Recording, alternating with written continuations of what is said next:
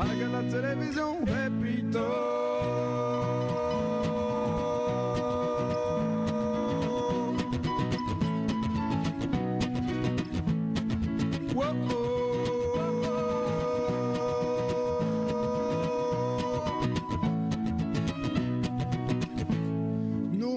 Par-dessus tout regarder la télévision, c'est le premier truc qu'on fait de retour à la maison.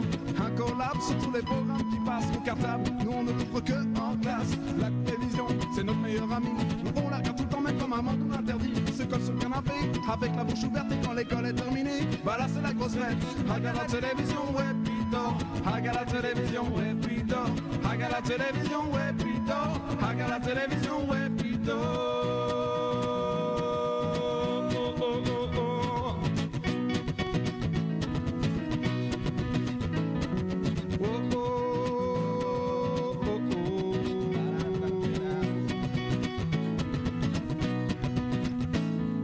Dallas, amour, et beauté, c'est dépassé. Nous, ce qui nous fait kiffer, c'est les jeunes bourges de série B.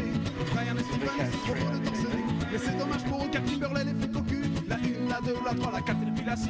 Nous, on est branchés dessus, on continue. Plus laisser les passer, plus s'allonger notre liste. Nos parents, ils ont tout lu, bah nous, on a tout vu. Regarde la télévision, ouais, pito. Regarde la télévision, ouais, pito. Regarde la télévision, ouais, pito. Regarde la télévision, ouais, pito.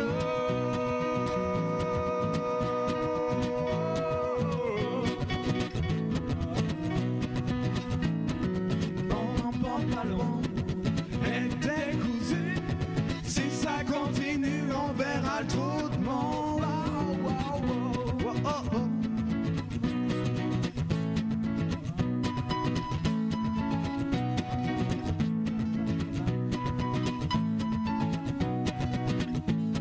Téloche, on est tombé dedans depuis l'enfance. Du temps de nos parents, elle n'avait pas autant d'importance. Toutes ces coca, on va finir rebelle sur la balance. Du coup, c'est sport à gros, en colonie de vacances, télécommande en main. Regarde une dernière fois télé, car à partir de demain, fini mes séries préférées. Maman sur la souquette de la gare, et moi dans le train. Et pour me donner l'espoir, moi je chanterai ce refrain.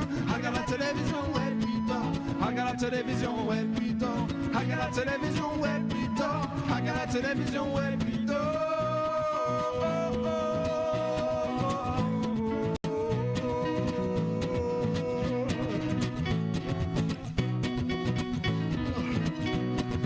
La télé aujourd'hui. Regarde sur le programme, tu verras bien. Ouais non, c'est toi qui as la zapette, là vas-y passe-moi la zapette. Tiens, merci.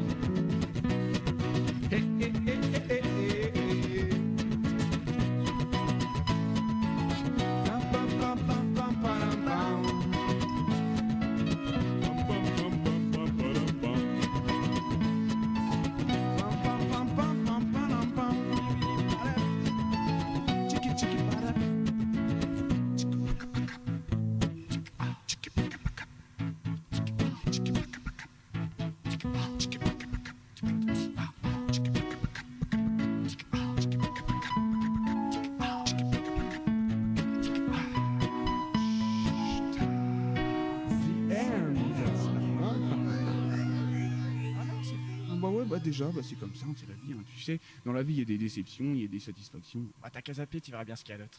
Ok.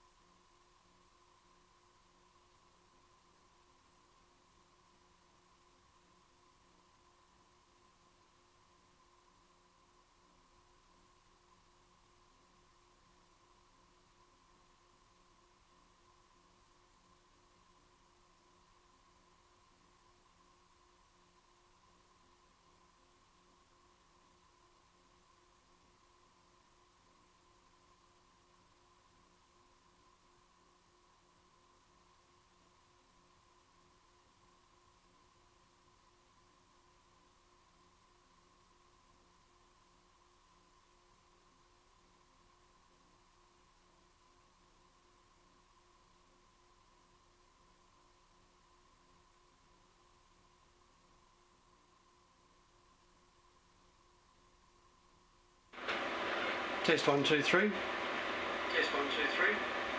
Test 1,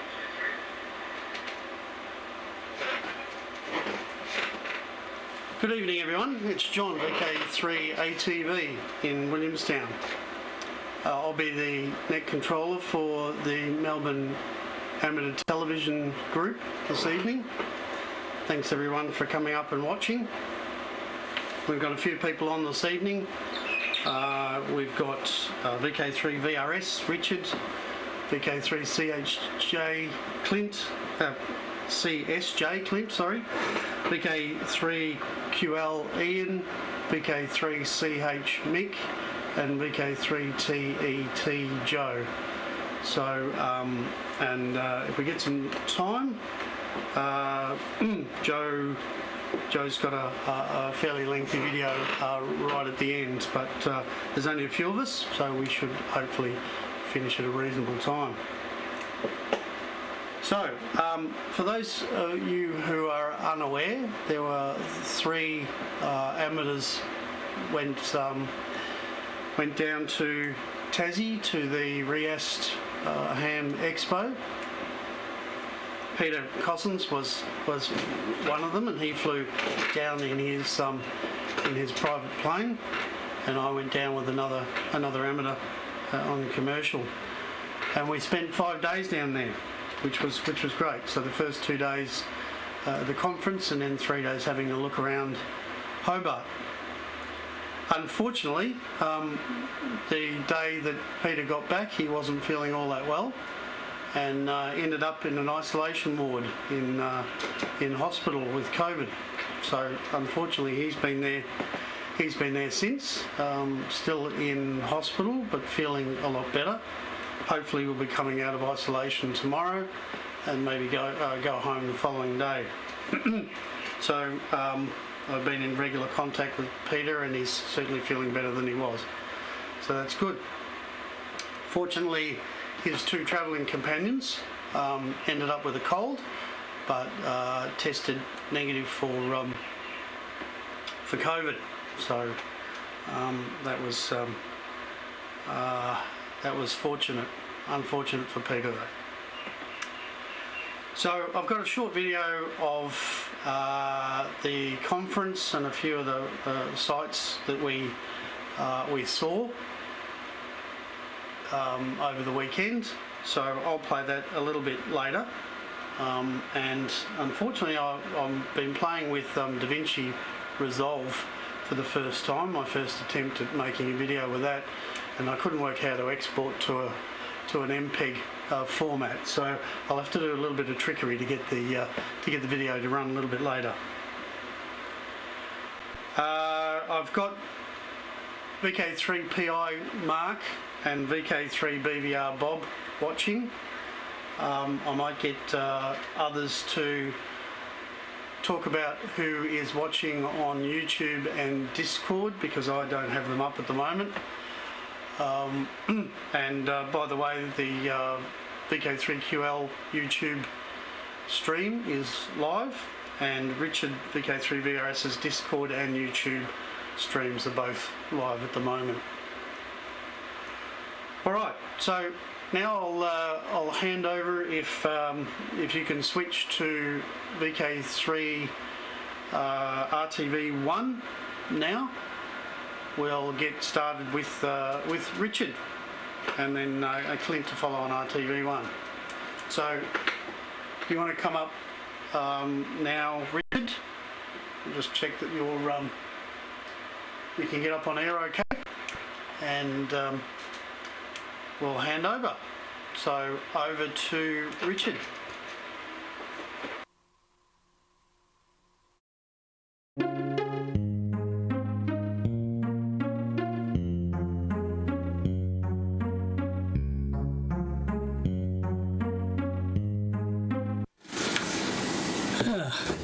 Good evening, John. Thank you for that.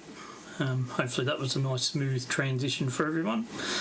And good evening to everyone watching. I was wondering where Peter's been, so that explains why I've sort of been busy. He did give me a call a little while back, and I missed the call because it was 9:30 at night, and when I rang back, it just went to voicemail. So yeah. Anyway, I'll catch up with Peter now that I know that. So that explains that mystery. Anyway, very good. Well, I'm disappearing a little bit with this old... Now, this is, sorry for the daggy collar, but this is one of my old work shirts because I've been very busy in my backyard. Today, got a lot of drain pipes working. Actually, can I... Really shouldn't do this on live TV, but... Oh, well. What could go wrong? Famous last words. What could go wrong? Let's see if this works. No, wrong one. Anyway, while I play around with that, I didn't have a lot of time to get much happening. But so what I've done is I'm just rehashing an old video. So you'll notice in this video there's it's from our meetup, our very first meetup for the ATV group since we've been at Mountview. So there's quite a few familiar faces for people on air and off air, and some who are on air but choose not to have their face on, so they get their face on, but I won't identify who they are. And there's some up and coming too as well. Some people have been on air via me, but via 5 gig and 2.4 gig, so, and relayed through me onto RTV. So I'll let everybody, they can decide who, what, where, how. But yeah, anyway.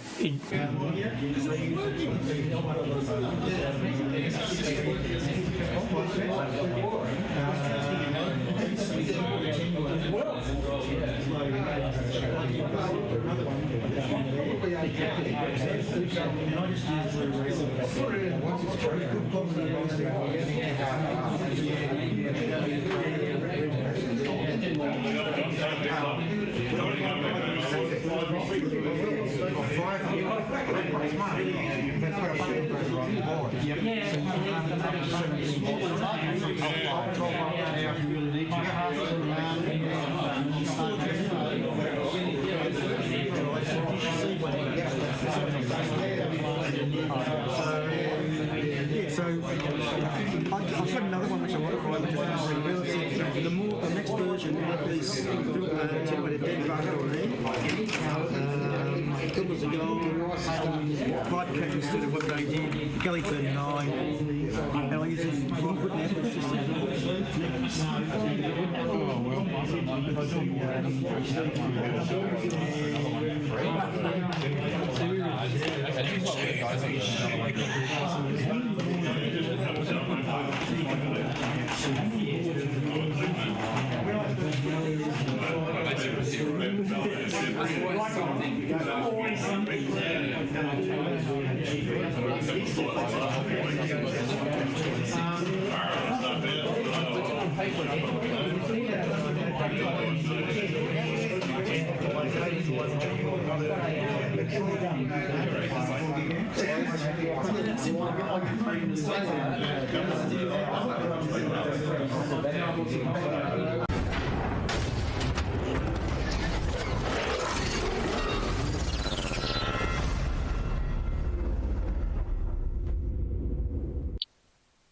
For live news on the planets, cosmology, sunspots and more, every Friday at 10 p.m. Clint VK3 CSJ presents the Astronomical Society of Victoria broadcast on this amateur television repeater, VK3 RTV Channel 1. And there we are. And yes, I've got audio. Yeah, so I'm hoping people recognised some people there. That was a really great day. I think that was very well worth it. So looking forward to the next one, John, but not until next year, clearly. we probably haven't got enough time to organise it, and I haven't got very many free weekends between now and the new year, to be honest. So yeah, just a heads up. By the way, the camera's just switched to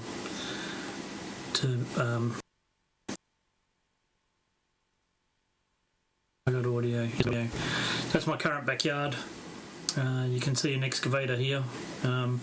Tonight, what we did is this white hose is actually a Aggie pipe, and we put it in, and you can probably see the all around that side of the retaining wall. So, and then put some scoria in and scoria on the top, and set the level to make sure it will drain properly, and that connects up to another pipe that goes behind here. You can see there's some actual drain pipes for some buildings that are going in there, some water, also some electrical and data is coming through there as well. So and that's big pit that's got to go in there, so you can see the actual storm water's there, so that's what that's going to connect to.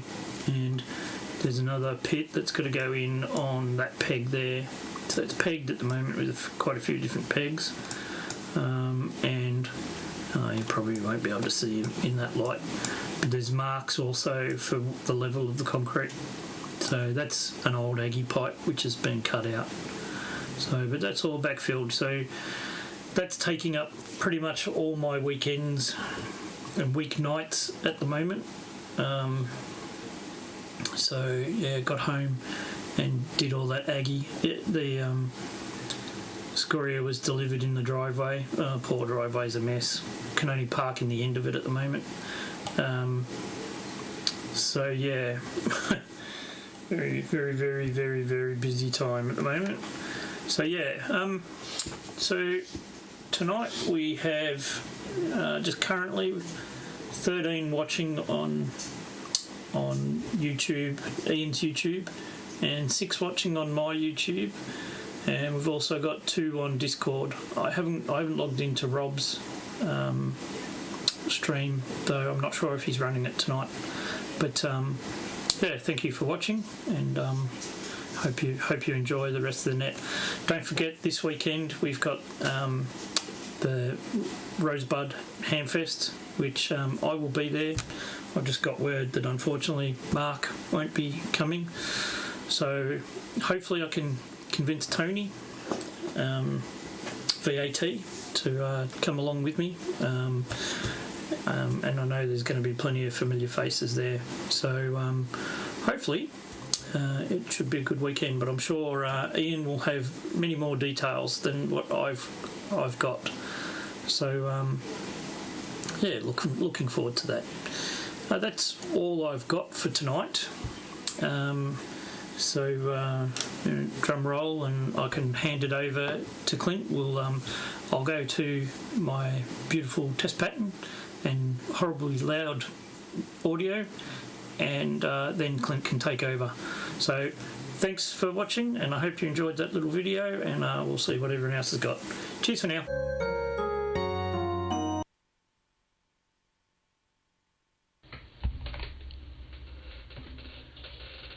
Right. Let me just switch to camera 2, and I'll just have to turn the beam around, bring me into focus there. Okay, got the antenna in, good. It's a 5x5 picture glass hard, they used to call that.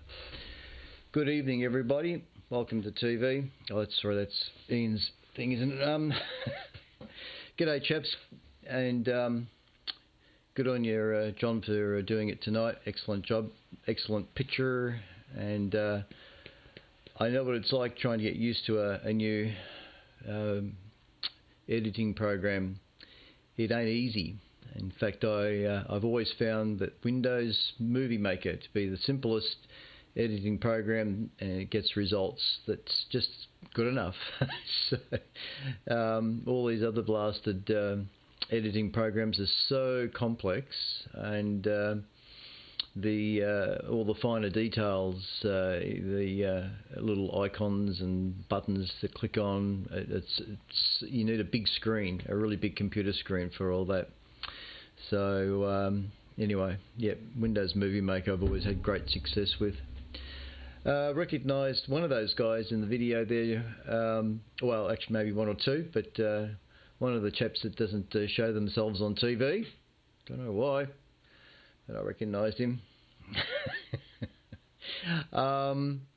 What else? Some folks might have noticed that this backyard that Richard's working on, how the lay of the land just drops, because you may have noticed that from the fence line there, the roof of the house right next door, his neighbour, is practically at the same level as his ground that he's working on. So that concrete that's about to be poured there for a patio of some sort is practically at the same level as the ceiling space of the house right next door. That's what it looked like in that footage you took, Richard. From last time I was at your place, I think the lay of the land does drop quite dramatically. That's because you're on a hill. Anyway, this is just a short hello and good evening.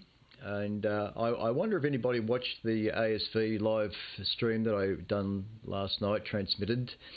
This is more of a plug actually right now. Every month on the second Wednesday of the month, the Astronomical Society of Victoria runs its monthly meeting, and it's usually held at the Herbarium in Melbourne, at part of the Melbourne Observatory. And invariably they always have a speaker. Sometimes it'll be a member of the society with a presentation. Other times they'll actually have a speaker of some value, some interest, like they did last night, Dr. Sarah Webb.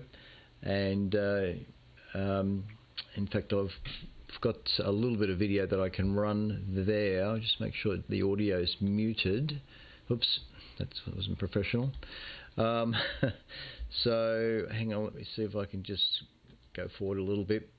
So yeah, she was talking about the various concepts that of the fate of the Earth, and it was quite an interesting presentation. Went for about 45 minutes, but I might play it again on Friday night after the broadcast that I do on Friday nights. Thanks, Richard, for the advertising you do there too.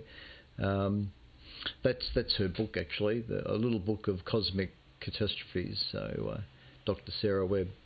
It turned out quite well, and because it was a live stream, the only way I could really run it was to stream directly off YouTube. And then use within vMix, you can zoom the picture up to fill the screen. It came out quite good. So anyway, I guess what I'm alluding to, for a long time now I've been wanting to broadcast the stream that they do. There's one on Facebook and on YouTube on the Wednesday night when they are doing a live transmission. So look out for that. I'll give it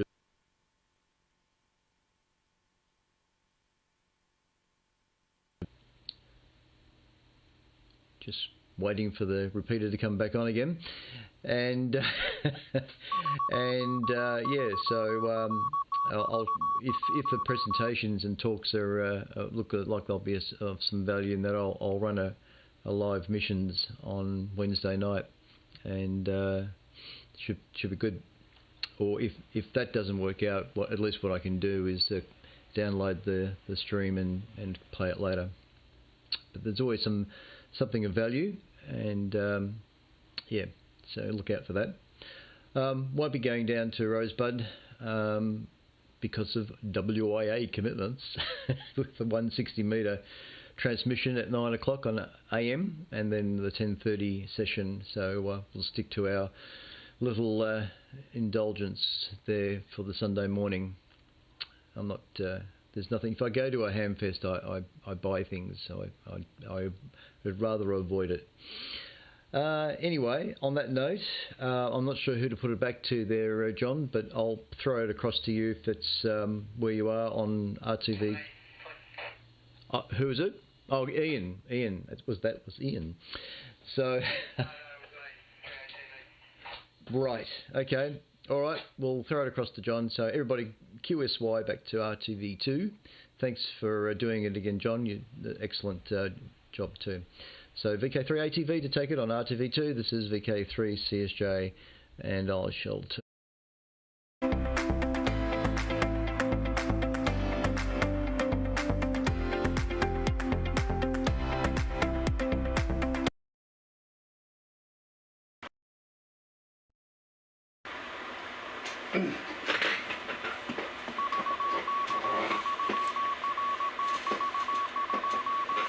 Okay, thanks, Clint.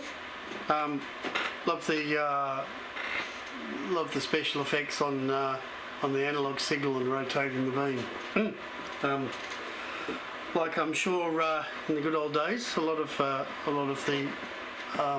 longer term ATVs would appreciate the difficulties in getting a signal out of the noise.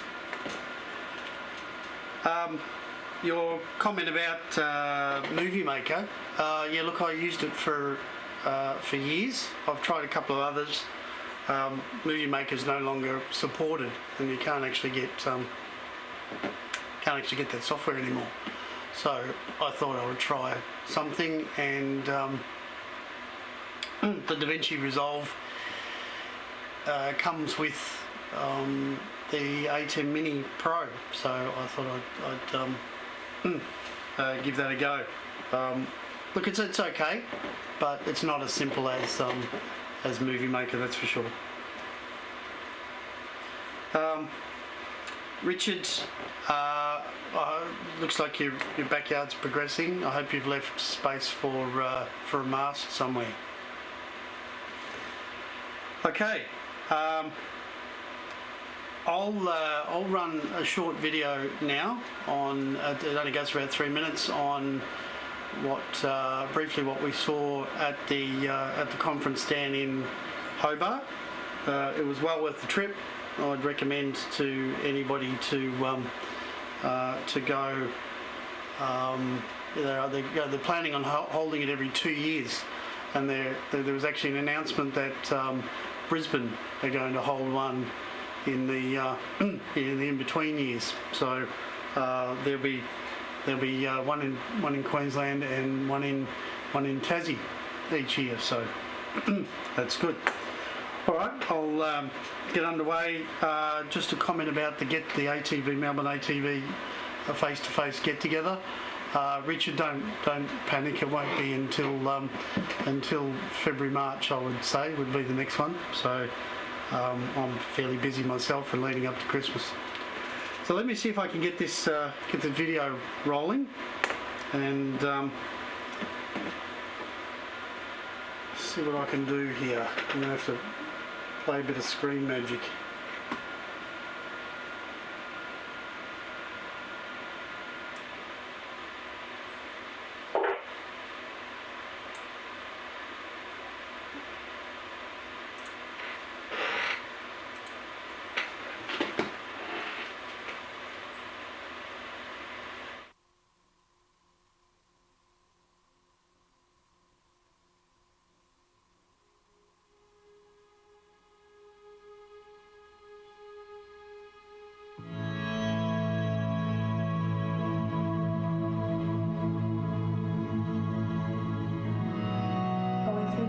sector at that time, and you've got lots of DXing in all sorts of different frequencies. Everything looks wonderful, but as we get into the wee morning hours, you will watch the aurora. You'll see it begin to build right here. Here we go. You can see it even in the K index. We're now in the red, and now watch within just a few hours, because you can see time ticking off here. Look at this. What happened?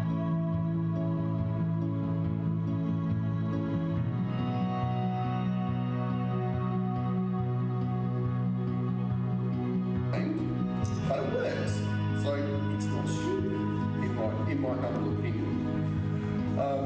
So just a bit of a light-hearted look at some improvisations, some workarounds, things I've done when I've forgotten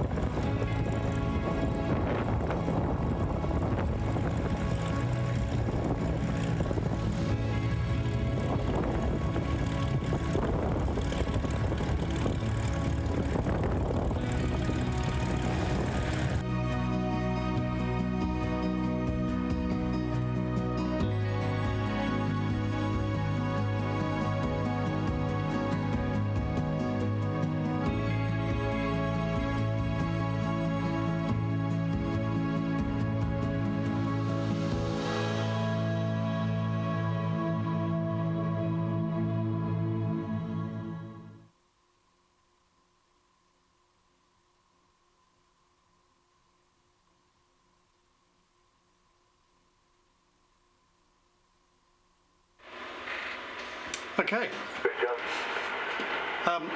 Looks like I've got a bit of work to do with the frame rate on that that new system, but it sounds like Richard might have a bit of a clue on what to do with that. So I might have to chew his ear on DaVinci Resolve. Okay. The follow-up to that video, I'm putting together a presentation on the radio telescope, the control room, and the museum that goes with that. So hopefully I'll have that for you in the next couple of weeks. I didn't want to make a one long video, so I just cut it to the highlights, and then I'll go a little bit more in depth into that radio telescope. Fascinating place to visit. Okay, I'll hand it across to Ian now, VK3QL. So if you're ready, Ian, I'm on DVB-T, so there'll probably be a little bit of delay in the handover. So stand by for Ian, VK3QL.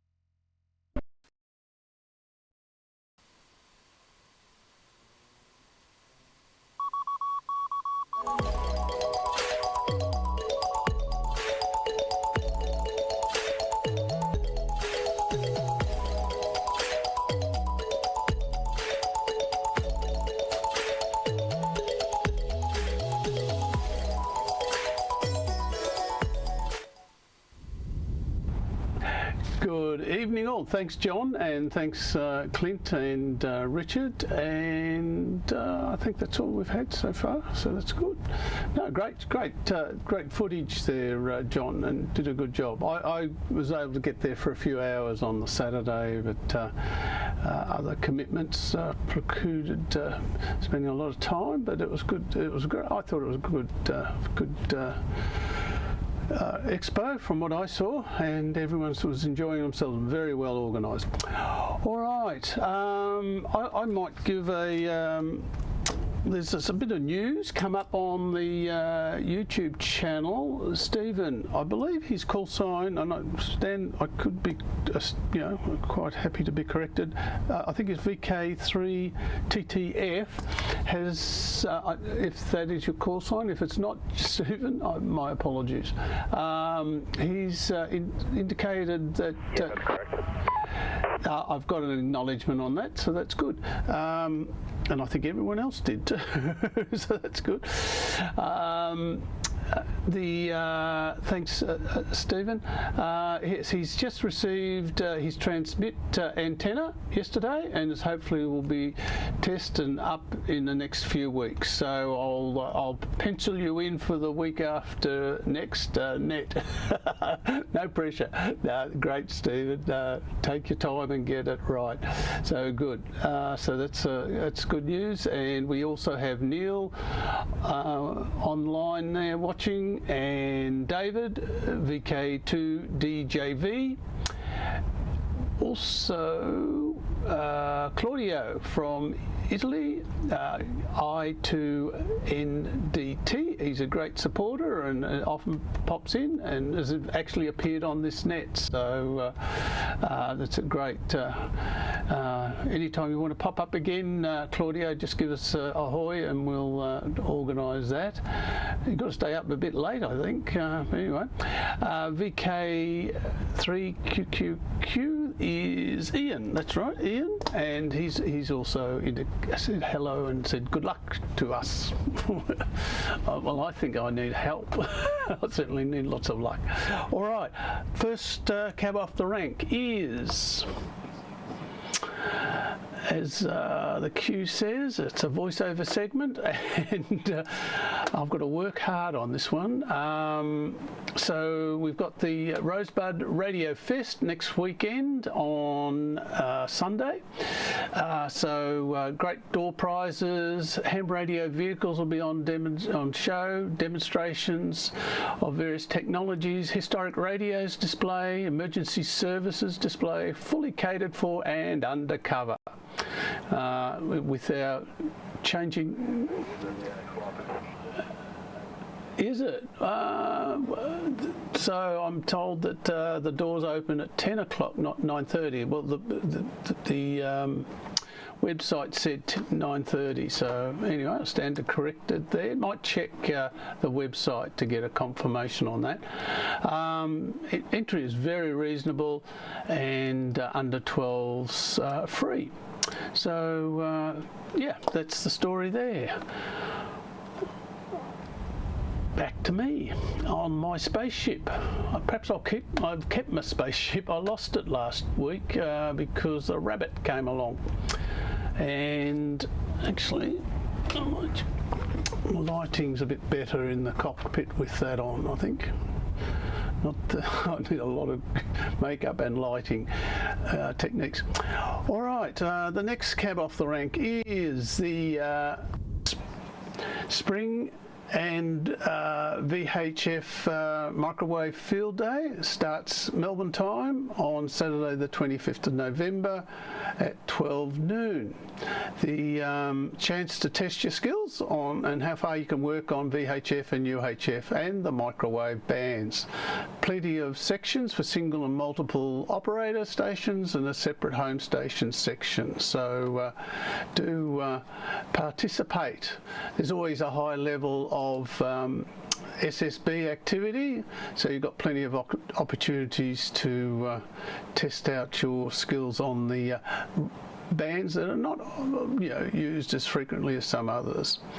Don't forget the field day starts Melbourne time on the 25th of November at 12 noon. For all details, check out the WIA contest web page.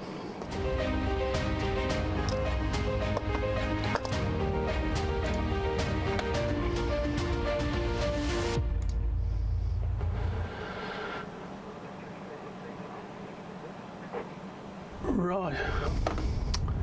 The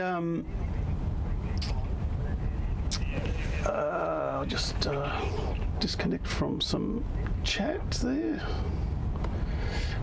Right. Right. The next cab off the rank is the ISS. Oh, background. Don't know what happened there. Let's kill that.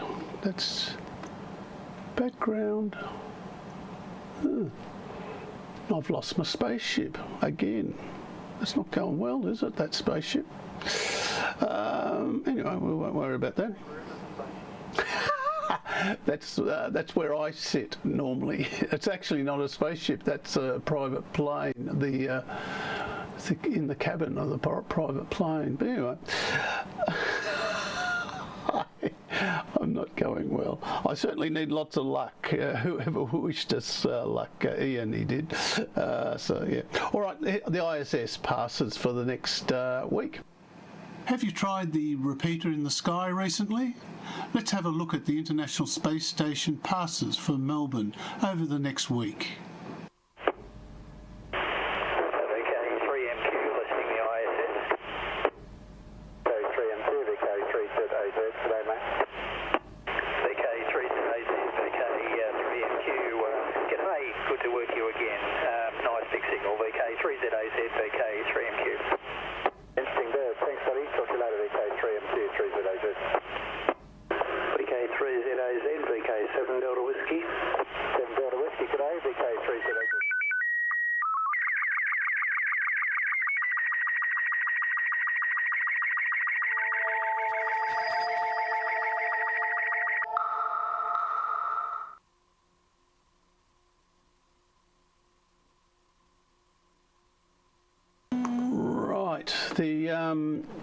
The ham TV install is slowing down a bit, potentially pushed back to the back end of 2020, or could well be early 2025 at this stage. So also just to remind people, the packet system is not on at the moment, as indicated on the list of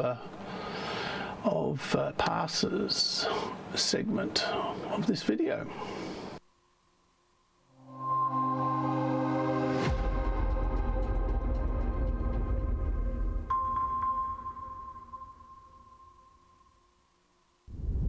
And with a bit of footwork, I got my spaceship back.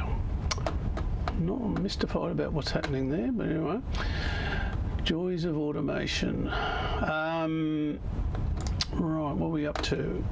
Yep, there's YouTube. Just a reminder that YouTube, my YouTube in fact, has the latest BATC nets on, the last 3.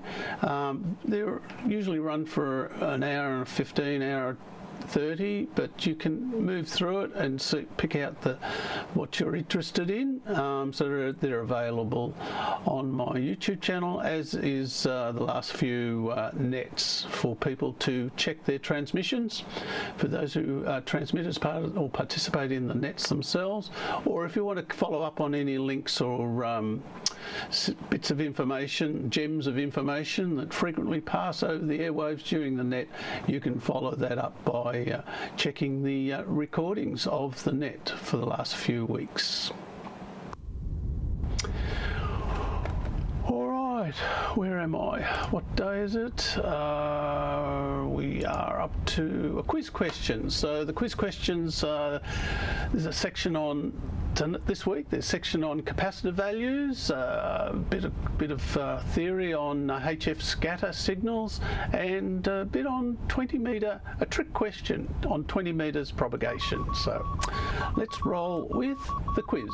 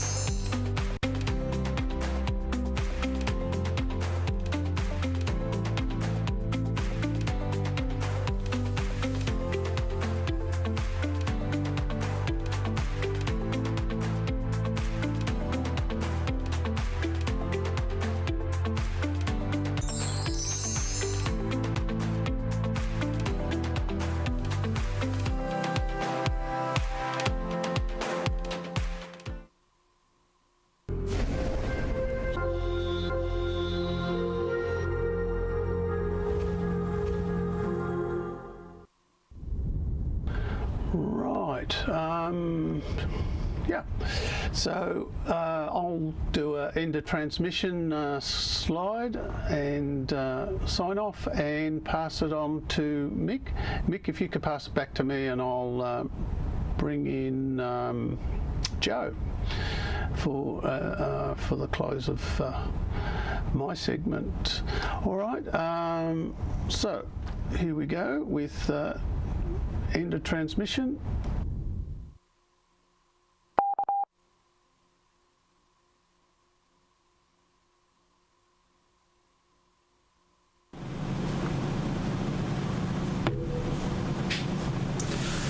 Okay, g'day everyone, and my little electric BE meter says that I've got audio, so there you go.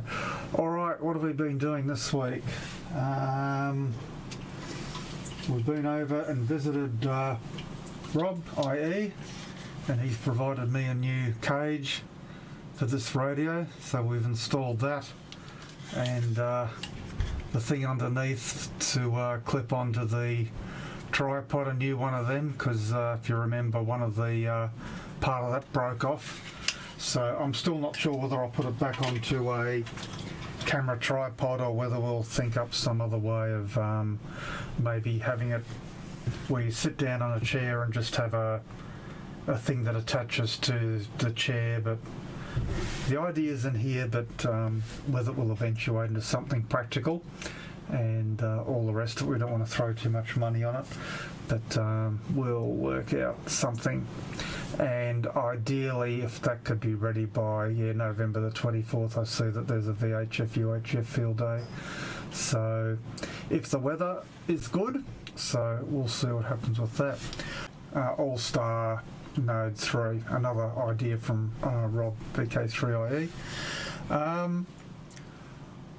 You might remember I have an ID 5100 radio which I've put on a mast that I take portable. That used to be on the bench here, well underneath the bench. So I was sitting here realising, hang on, I've taken that radio out. That means there's an X7000 antenna up on the roof doing nothing. So the node could be put onto that, so I found an appropriate bit of a pigtail to fit. So I took the node off the pipe here and I put it under the table and thought, well, I'll do some tests. And just to show you here, that's the radio or radidity, or however you say that, GD77 DMR thing. That's the actual aerial that I got from Amazon. That's the aerial of the All-Star. So I thought, well, I'll put even a smaller aerial on, so because you don't need much power in the shack. I'll just demonstrate. I just do a quick carrier.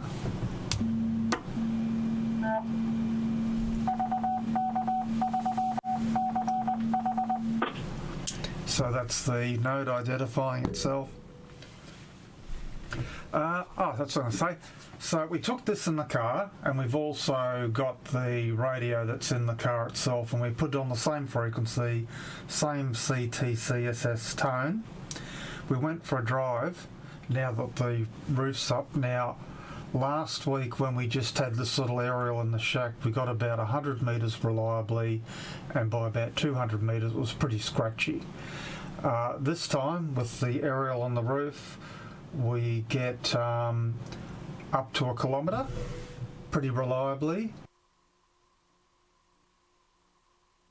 A bit hit and miss. So about 1.3 k's is sort of the limit.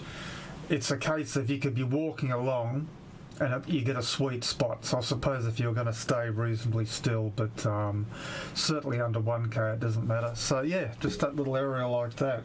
Of course, the longer aerial in the car fares a little bit better. So I do have the longer aerial that came, the one I got from Strictly Ham. So I might do another test up at my 1.3 kilometre site, and it might be enough to reach.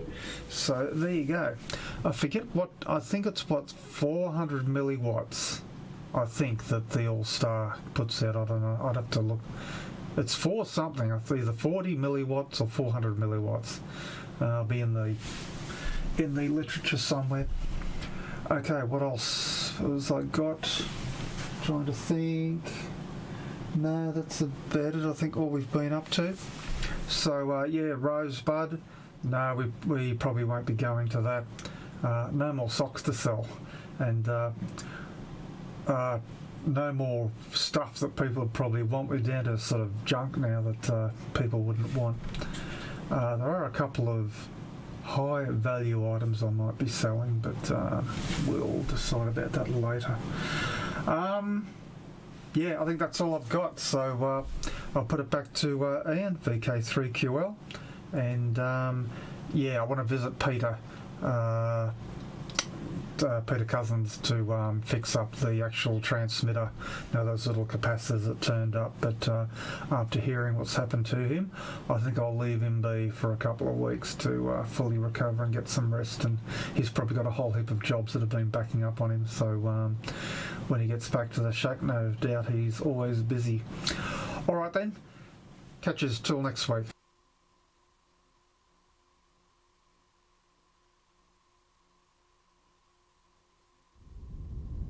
Right, thanks Mick. No, that's it. I'll finish on my outro as I usually do and hand it over to Joe. There'll be an end of transmission on this clip. Joe, and you can pick it up then. I'll drop carrier.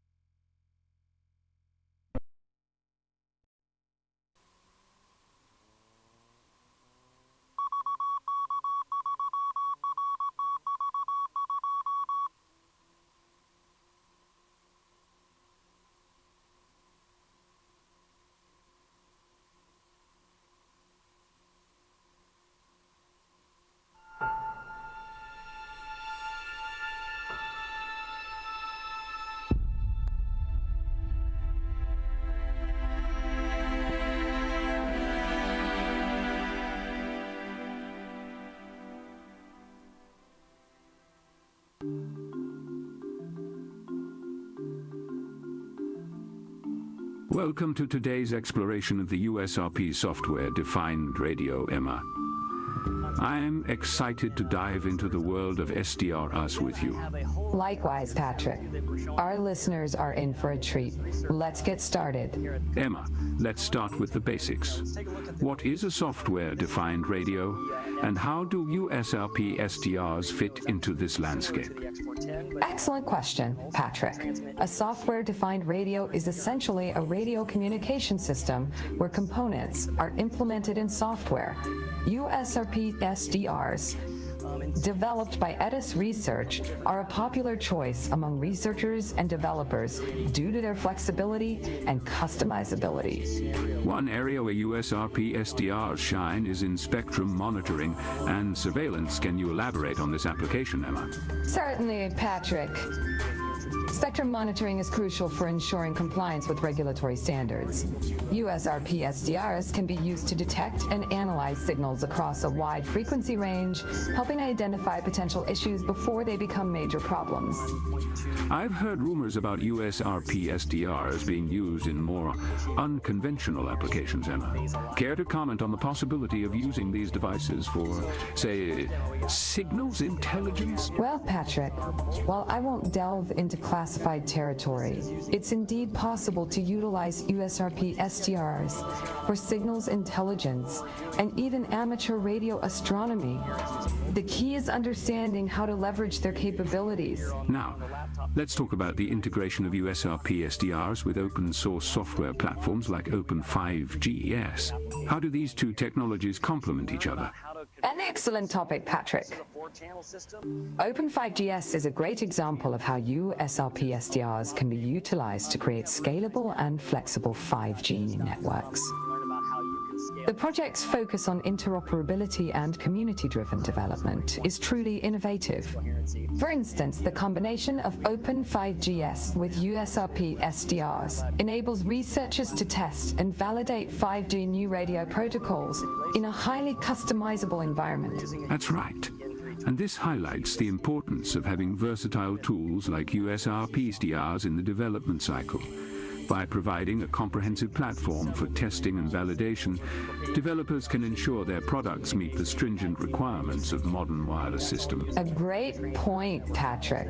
While it's true that working with USRP SDRs and platforms like Open 5GS requires a certain level of technical expertise, there are numerous resources available to help newcomers get started.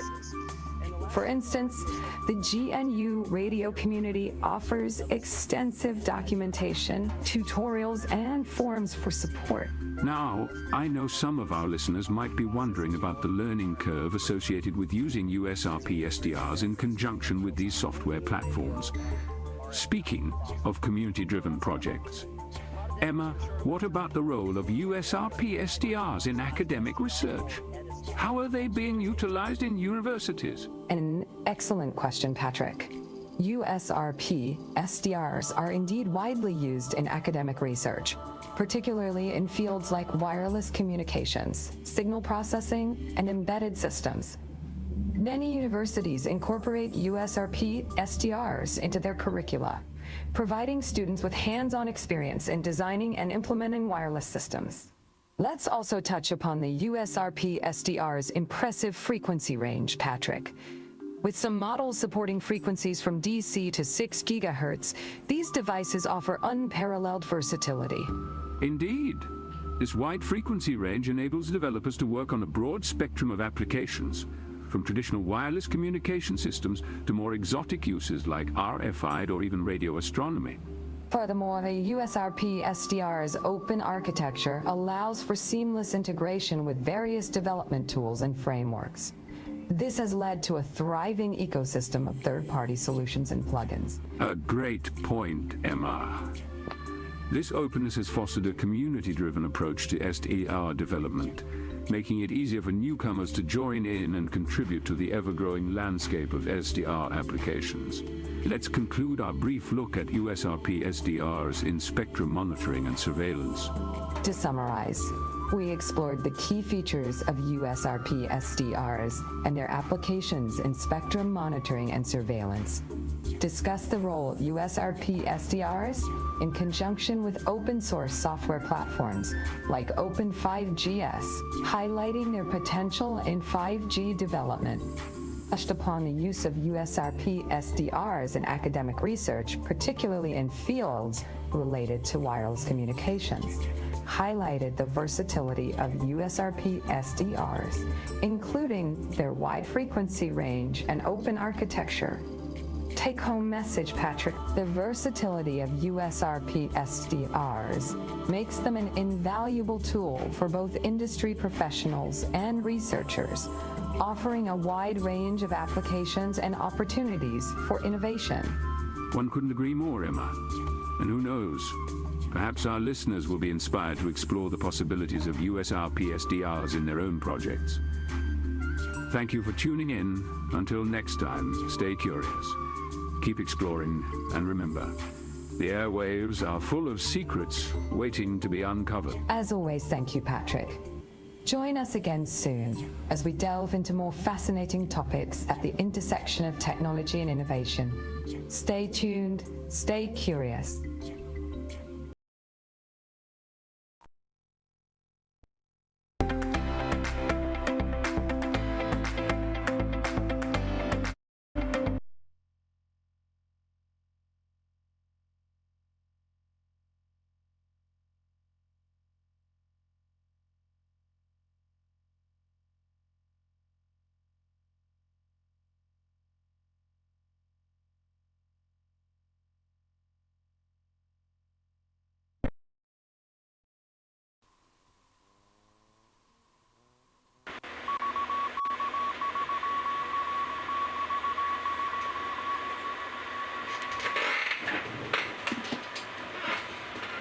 Okay.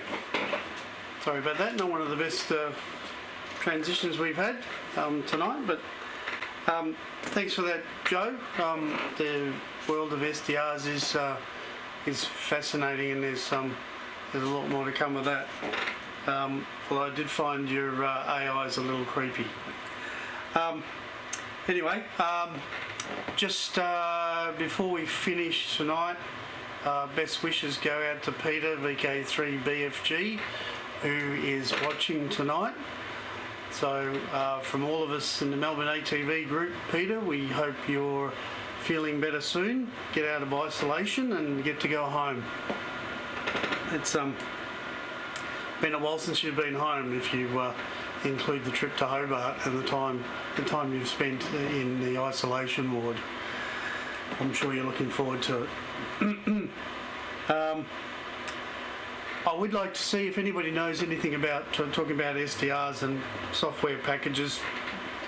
If anybody knows anything about Node-RED, there was an interesting presentation at the Tasmanian conference on Node-RED, and I found that very interesting from somebody who tends to shy away from software. It looked like an interesting way to program smaller devices. So if anybody's an expert on that, I'd love to see a 5-minute dummies guide to Node-RED to get us all interested in it. All right, thanks everyone for watching. 20 plus viewers tonight. Thank you everyone for coming on and providing a presentation tonight. And we're just about on time, which is great. So thanks everyone. I hope you enjoyed the latest Melbourne Amateur Television Group Weekly Net. And see you all next week, hopefully. Bye for now.